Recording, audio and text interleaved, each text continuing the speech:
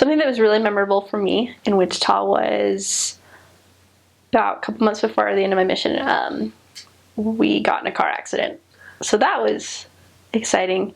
We were passengers in a member's car, and at the time of the accident, she was kind of like mad. She's like, why? You know, it's like God protects his missionaries. Like the member was, she's like, she had the least amount of damage done to her. My companion had some really bad bruises on the back of her legs, and I managed to get a really bad whiplash and a bad concussion from the accident. But for the most part, like, we were still like functioning, like we were doing all right. And she was just like, why doesn't God protect his missionaries more? Like, she was just kind of frustrated. And so then about 2 days later, she and her husband went and looked at their car. And it was an older car that they'd had to do a lot of work on to repair.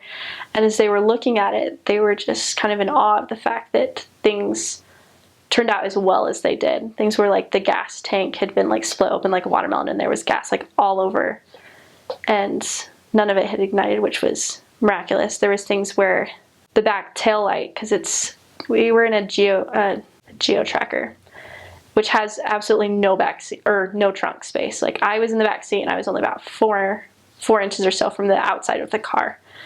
Like, I'd actually like rebounded from hitting my companion seat in front of me and had hit the back brake light and completely bent it down. And the fact that I didn't have more like brain damage than I did, other than just like a really bad goose egg and a concussion that took a couple weeks to go away, it's like that in itself is like huge. And there were just like so many like little things, like the fact that the very first people, like the witnesses of the accident, were actually a retired firefighter paramedic, and his wife was a nurse. And so they were able to like know the proper procedure of like keeping us like calm and like how to like brace our necks until the paramedics were actually able to arrive.